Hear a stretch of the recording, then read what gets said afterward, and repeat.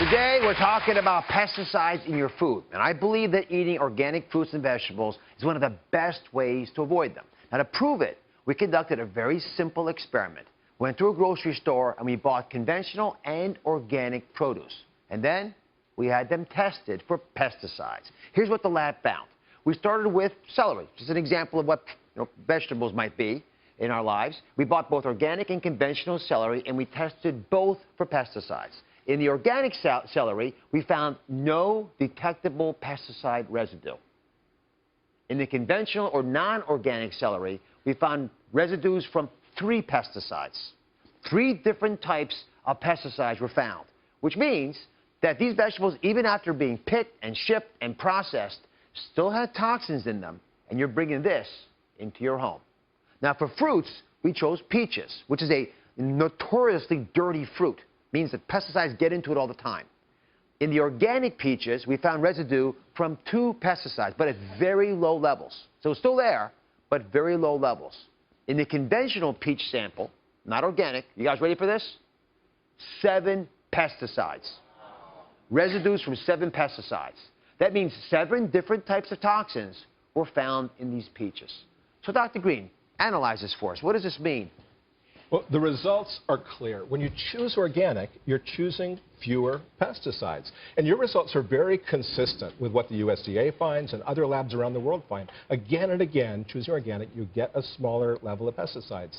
And every bite of food that we eat is an investment in our bodies, or it's a debt we're taking out. We're going to have to repay somehow. And organic is a good investment when it comes to reducing pesticides. How do you explain that there was still residue of 2 pesticides even in the organic peaches? Yeah, that's a great question. They're there at very low levels for a couple of reasons. One is that there are some natural pesticides that are allowed in organic agriculture. But the other is that organic farms don't exist in isolation. The conventional farms that are around them will sometimes have pesticides that get into the air and drift or into the water.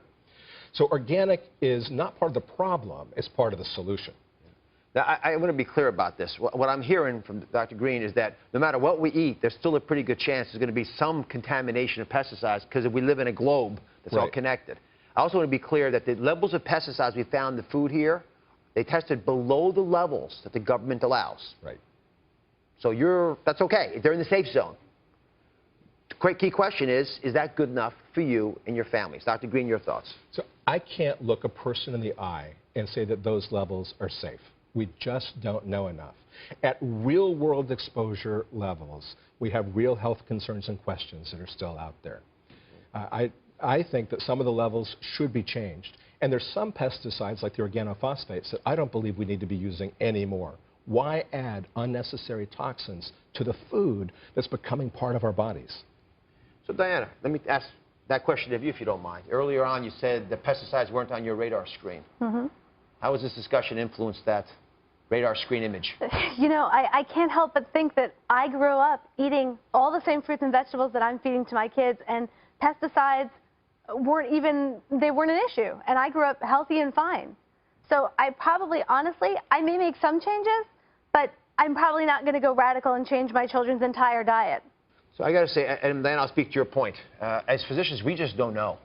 Right. And I don't want to panic everybody, but we're at the very beginning of knowing the true health impact of these chemicals. And let me make this clear to everybody, for your kids. Their little bodies are developing very rapidly. There's some very tentative times there. Their livers, which is where all the detoxing occurs, are very sensitive, and they process toxins differently than adults. Their underdeveloped immune systems provide far less protection than an adult's immune system. And frankly, I'm worried about all their organs, but especially their brains, because they are vulnerable at this critical moment of growth at young age. So, Dr. Green, even the EPA is a moving target. They're changing their opinions of how much pesticide we can allow in our diet. Yeah, the EPA is making this a major issue, and I'm really glad. They've already lowered the levels allowed on some pesticides, and I believe they'll push that bar forward.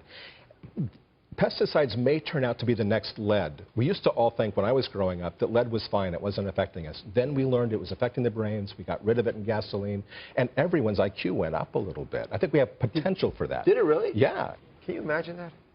I mean, making the kids dumb, maybe. Because of pesticide exposure. Give me good news, because there are things you can do to make a difference. It turns out that kids who had previously had high levels of pesticide residue in their urine saw that level drop significantly after just 5 days of eating organic food. 5 days, folks. Well, while we're all figuring out the data, I think we've got some action steps. And I think your kids, all of our kids, deserve better than to be part of a national chemistry experiment. So I don't want anyone thinking that you need to eat less fruits and vegetables. We've made that point really clearly.